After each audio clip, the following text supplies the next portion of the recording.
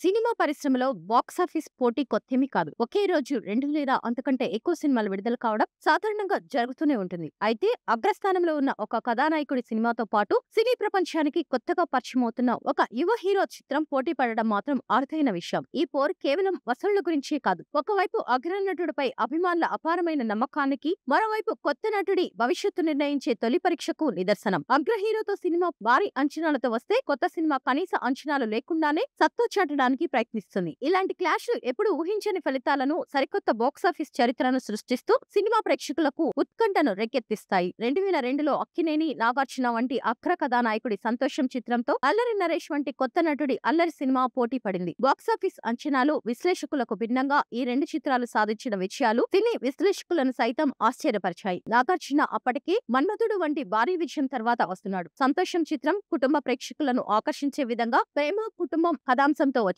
Nagarjuna image, మంచి సంగీతం ఉండడంతో అంచనాలు భారీగా పెరిగాయి. ఈ చిత్రం అంచనాలకు తగ్గట్టుగానే మంచి విజయాన్ని సాధించింది. అల్లరి నరేష్ సినీ పరిశ్రమకు పరిచయమైన తొలి సినిమా అల్లరి. ఇప్పటికీ ఆయనకు స్టార్ హోదా లేదు, పెద్దగా మార్కెట్ కూడా లేదు. దీంతో అంచనాలు దాదాపు శూన్యం. కొత్త దర్శకుడు, తక్కువ బడ్జెట్ లో రూపొందించిన ఈ చిత్రానికి పెద్దగా ప్రచారం కూడా జరగలేదు. అల్లరి సినిమా హాస్యం, యువతను ఆకట్టుకునే కథాంశంతో ప్రేక్షకులను అలరించింది. నరేష్ నటనలోని కొత్తదనం, హాస్యాన్ని పండించిన తీరు యువతకు బాగా నచ్చింది. మొదటి రోజు వసూళ్లు తక్కువగా ఉన్నా మౌత్ టాక్ ద్వారా ఈ సినిమా ఊహించని విజయాన్ని సాధించింది. బాక్సాఫీస్ వద్ద రెండు చిత్రాలు లాభాలను తెచ్చిపెట్టాయి. నాగార్జున సంతోషం తన మార్కెట్ లో నిలబెట్టుకోగా, అల్లరి చిత్రం అల్లరి నరేష్ ను పరిశ్రమకు పరిచయం చేసి ఆయనను అల్లరి అనే ఇంటి పేరును తెచ్చింది. ఒకే రోజు అగ్ర హీరో, కొత్త హీరో చిత్రాలు విడుదలైనప్పటికీ రెండూ విజయం సాధించడం అనేది ఒక సంవత్సరం ఒక అరుదైన సంఘటనగా నిలిచింది. ఈ సంఘటన తెలుగు సినిమా పరిశ్రమలో కథ బలం, కొత్త ప్రతిభ పట్ల ప్రేక్షకులకు ఎలాంటి ఆదరణ ఉందో బాక్సాఫీస్ అంచనాలు ఎప్పుడూ నిజం కాకపోవచ్చో నిరూపించింది.